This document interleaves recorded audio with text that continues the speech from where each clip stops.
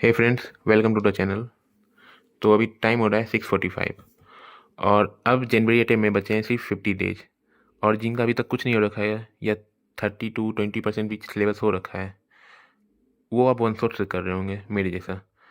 और तुम्हें लगता है कि तुम 50 डेज बचे हैं और तुम उसमें 50 वन शॉट करोगे और तुम एग्जाम में देने जाओगे, तुम अच्छा परफॉर्मेंस कर पाओगे? पॉसिबल नहीं है। 99% बच्चों के लिए पॉसिबल नहीं है, 1% बच्चों की बात मैं नहीं कर रहा हूँ। मेरे लिए तो ये पॉसिबल नहीं है। तो मैं एक चीज़ बात बोलना चाहूँगा। अप्रैल अटैम्प में अभी 120 डेज बचे हुए हैं। 120 डेज अप्रैल अटैम्प में बचे हुए हैं। और तुम अभी जो दिन बचे हुए हैं 50 डेज जनवरी अटैम्प में, उसमें तुम 30 to 35 चैप्टर अगर कंप्लीट करते हो अच्छे से, तो कुछ तो परसेंटेज तुम ला पाओगे। और जो रिमेनिंग चैप्टर होंगे वो तुम्हें जनवरी अटैम्प देने के बाद तुम कर लेना।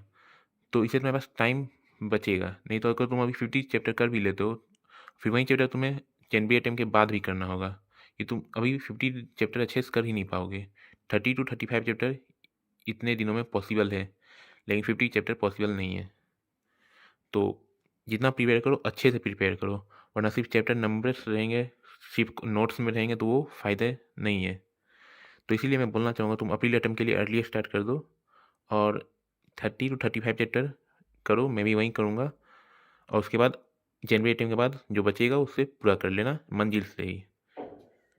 तो ये एक पॉसिबल लगता है। तो यार ये प्रैक्टिकली भी लगता है, तो इसीलिए बोल रहा हूँ तुम अप्रैल अटैम्प के लिए स्टार्ट कर दो अभी से।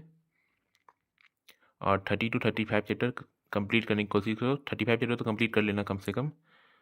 50 डेज में ये हो जाएगा। और उसके बाद बाकी का कर लेना। तो शायद तुम समझ पा रहे हो कि मैं क्या बोल रहा हूँ। तो इसीलिए मैं भी वही करने वाला हूँ। तो यही मैसेज मुझे देना था और मंजिल तो मैं कर ही रहा हूँ। तो मिलते हैं दूसरे वीडियो में।